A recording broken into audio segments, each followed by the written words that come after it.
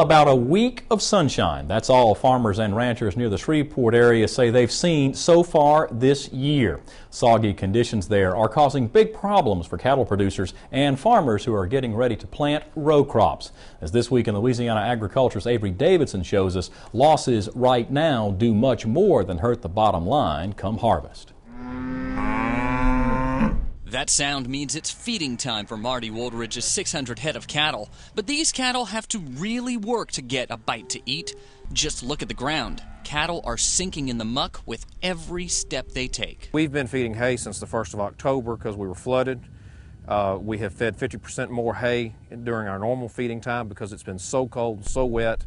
And as you can see behind us, we've been talking about today, we're feeding hay and letting the cows tear it up just to build up areas so they can get up out of the mud. Even with his efforts to build up this higher ground, Woldridge says this soft ground is still deadly for a newborn calf. I came along by the hay feeding area, the cow's standing there. I'm looking for the calf. I can't find it till I realize that I'm standing right beside it where it's been mashed into the mud and I can't even see it.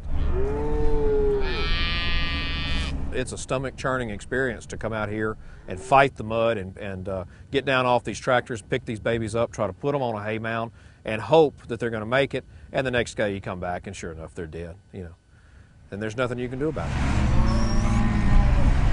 Something else Woldridge says he can do nothing about is his hay supply. What he has left is soggy, even on high ground.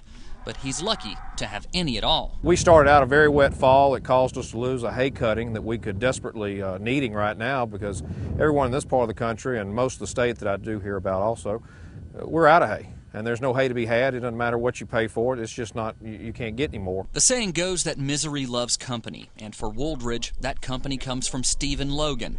Logan grows corn, soybeans, and cotton in Gilliam.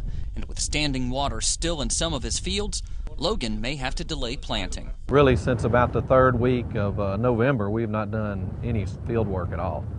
So we've got a lot of preparation to do to these fields. We've got a lot of things that normally would have been done last fall that we're going to have to try to do this spring before planting time, which is coming up about 2 weeks away. Logan says unless he gets some dry periods without rain, he's not going to be able to fix his fields before he plants his corn.